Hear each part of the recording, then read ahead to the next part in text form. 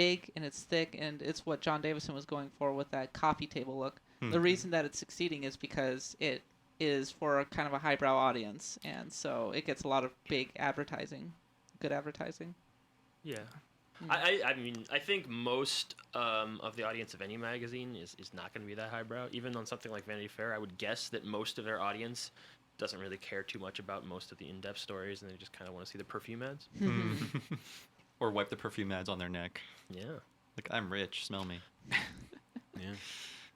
Any other ideas or thoughts on this? Because, I mean, like, we don't know what's going to happen, and like scary things can happen and do happen. Like, you know, GamePro, a magazine with a rich legacy, just suddenly closes its doors.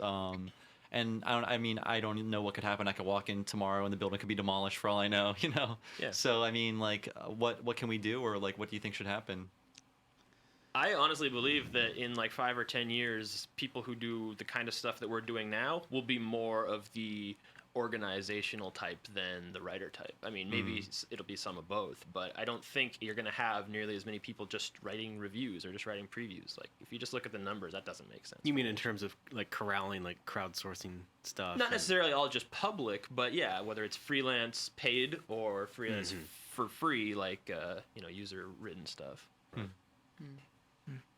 Okay. As far as websites go, there will always be lots of different websites. That's what excites me is seeing things pop up that are different. Because right now, most game websites are kind of the same in their structure, right? In that they have the same kinds of articles. Some are much like IGN is huge, and something like Giant Bomb is small with like a really loyal audience. And these are just like very different approaches. And I think, as time goes on, with whether you're talking about iPad magazines or whatever else, which we've now seen like 4 or 5 are starting to pop up. Like, those things are, lots of people are trying it, and I personally don't think iPad magazines make a lot of sense.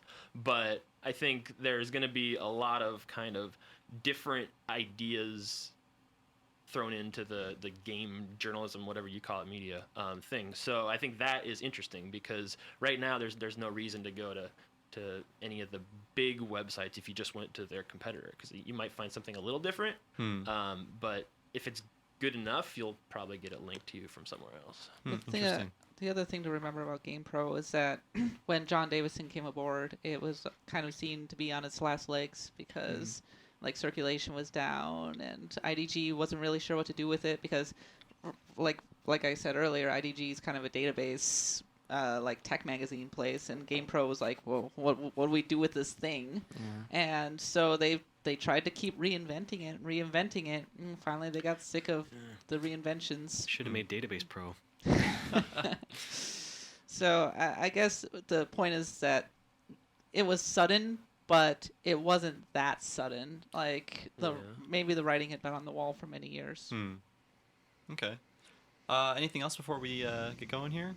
Anything else anyone wants to add about GamePro in general?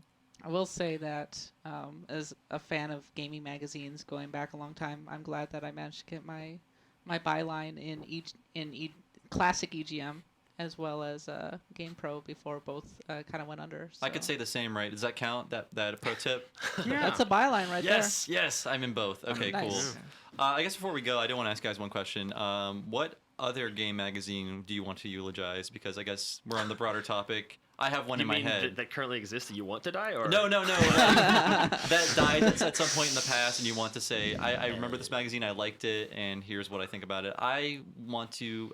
did anyone ever read Ultra Game Players magazine in the 90s? Yeah. It felt like GamePro before an older and maybe a more rowdy audience, in that it was a bunch of like really enthusiastic Gen X guys with long hair and scraggly goatees. Bill Donahue, where you at? Yeah, where is that guy? He looked like the grumpiest MFer in the world, but he was a lovable curmudgeon. Anyways, Ultra Game Players, I think it sold itself to me primarily on the humor, which I don't know if I go back to it today it would be as funny, but if you subscribe to the magazine, you got this special insert that was full of nothing but inside jokes amongst the staff. And that was sort of like your legend for reading the rest of the magazine, because the rest of the magazine was like littered with inside jokes. It was like Giant Bomb. Yeah, exactly. That's a great comparison. And they had an amazingly funny letter section that was probably like 8 or 10 pages, right, Ray? I think so. It was crazily big, Yeah, and my friends actually got a letter in, and I'm so jealous to them to this day. Yeah. But yeah, Ultra Game Players, and I still have. I threw out most of my game magazines, but I did keep Ultra Game Players, and they're at my mom's house. So I think when I go home for Christmas this year, I'm going to dig them out and maybe bring them back here. So anyone else have any game magazines that they miss personally? Classic EGM for me. Okay, yeah. Classic EGM and GamePro were kind of my bread and butter growing up as far as game magazines went, and I definitely miss reading those two in the same time. The same excited evening, sugar-crazed mindset going through both of them, just digesting them. Yeah, over and over again. Mm. So I didn't read. I mean, I was still reading like Nintendo Power through the mid '90s, but by the late, just around like the 1999, 2000, I started reading Next Gen and CGW like basically at the same time. And this was during like I think the crazy experimental phase with EGM or CGW, where didn't they like eliminate review scores briefly or? Yeah, they did, and then they And- brought them back. The thing that really struck me about those two magazines were the quality of the writing, and they were just so interesting to read compared to what I was used to in the games press. And I had never been a big fan of EGM, and I'd never been a big fan of GamePro because I felt they were kind of fluffy, and I like long form writing. So it really kind of broke my heart when Next Gen went away, and CGW too, obviously. Yeah, great writers on both those staffs. Matt, Yep. any magazines that you miss personally? I don't know. I think part of the problem is that I know a lot of the people who worked on them at this point, so I see lots of like problems that they had. Like they were so ill-informed in certain things that I assumed were like. Well, you mine know, mine was purely fueled by nostalgia and Yeah. like right. how much no, fun I mean, I had. Like Ray was and I were going through an old Game Fan issue earlier on his iPad, notably, and just like it brings back great memories from when I'm a kid. Because yeah, I love that stuff. But like looking at it now, it's like.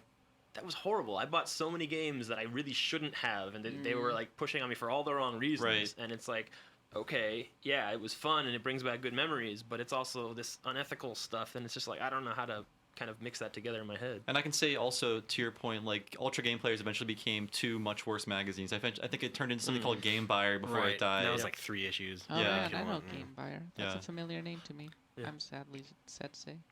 Right? I really miss video games and computer entertainment.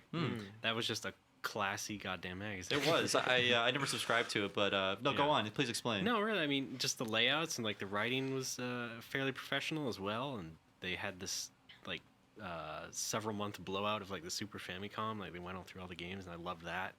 And that was headed by Andy Eddy, who does At Gamer now. And it was just one of the favorites. I mean, it just looked good. And like you were saying, Bob, with like PC games and stuff, they would cover PC games, and I would be like, God, I can't play it. Why Yeah. not? I want to play Prince of Persia 2. And stuff like that. And sometimes they even had like a Leisure Suit Larry game and flipped in there. I was like, oh, I'd like to play that too. Too bad I'm 8. That won't stop you. But yeah, I missed that one a lot. They reformed it into video games, just video games, and that was a little bit hipper too. That was leaning towards the GamePro side of things, and that was an all right magazine as well. But it certainly was not the way it used to be. Yeah. Which was a pretty, like I said, classy joint. I have one more, if you guys don't mind. Sure. Does PSM still exist?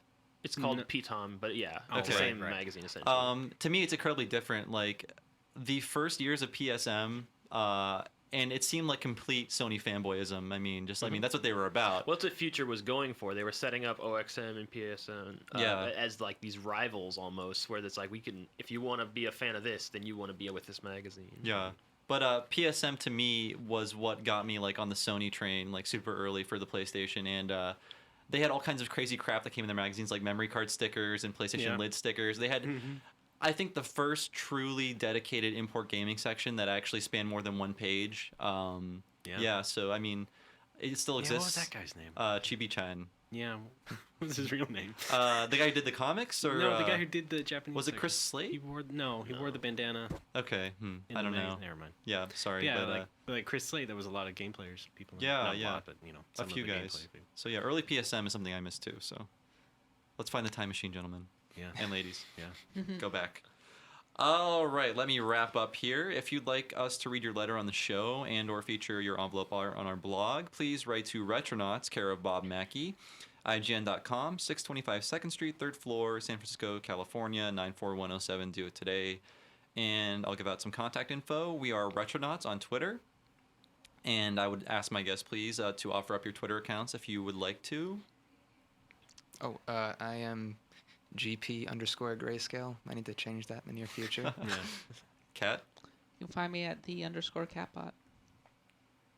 Matt, I'm at Latmion. Just like it sounds.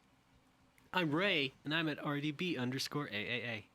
I asked you guys to please subscribe to our blog. Now, normally during the section, I would say just Google it because it has an unwieldy address. But you know what? 2 fans and 2 of my best friends bought me a URL address for the blog, and you can go there by going to retronauts.com. Not how you think it's spelled. It's RETROKNOTS. So please type that in your browser. And if you're listening to this a year from now, I'm not sure if the domain name would have expired, so please just Google it again. Right. You weirdo from the future. I also wanted to note that, as always, I see constantly new reviews coming in on iTunes for the show, and those are really appreciated. Please keep them coming. And if you haven't rated or reviewed the show, please do so. It only takes a few minutes, and I appreciate it, and it helps the show a lot. And I think that's it. Plugs. I can plug one up. Please read it. We're a website, too, not just a podcast, guys. And I want to plug all the nice people around me who are recently laid off. They're great. You should hire them for writing jobs, so please do so. I don't know. Do you guys have anything else to add or anything to... It's been a good run, you know? Yeah. Got to see kind of a childhood dream to completion, so... How about that last issue? Yeah. Oh, the quarterly?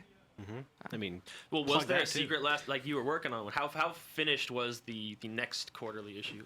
Oh, I don't We believe hadn't we even actually started began on on that. it Okay. yet, so... Yeah.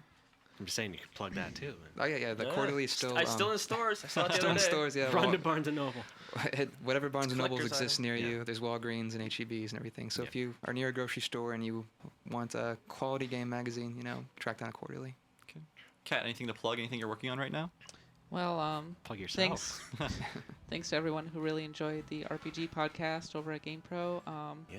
One way or another, I think it will actually be coming back next year, say January. So keep an eye out. Follow me on Twitter. I'm sure you'll be getting